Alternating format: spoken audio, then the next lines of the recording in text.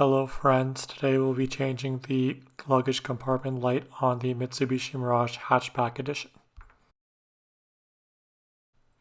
Here's what the bulb we will be replacing looks like.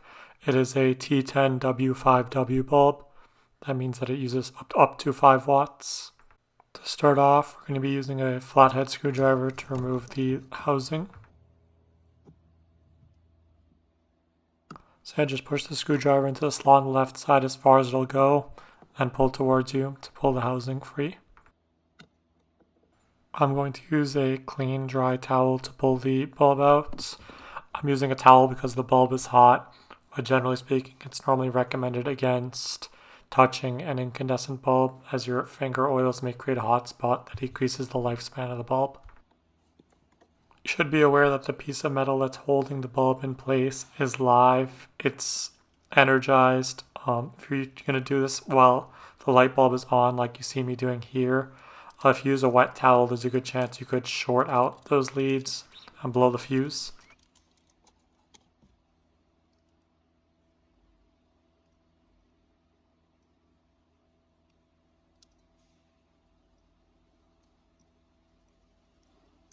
While I've got this light housing removed, I'd like to point out that the bulb has no reflector.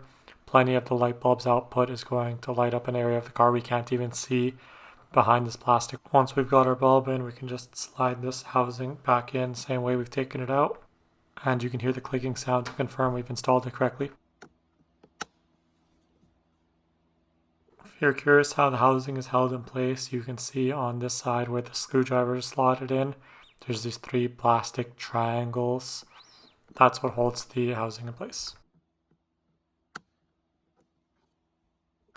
If changing the light while the socket is energized makes you feel uncomfortable, you can turn this light off by using a screwdriver to trick the car computer into thinking the trunk is closed.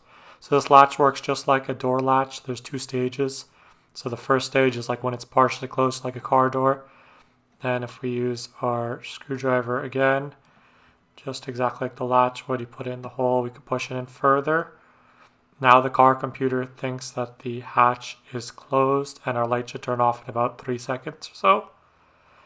Now when we're done changing our light out, we will pull the outside hatchback door handle to unlock the latch so that we're able to close the hatch normally. For anyone curious, here are the diagrams from the factory service manual for how to change out this light bulb. Thank you for watching. Goodbye.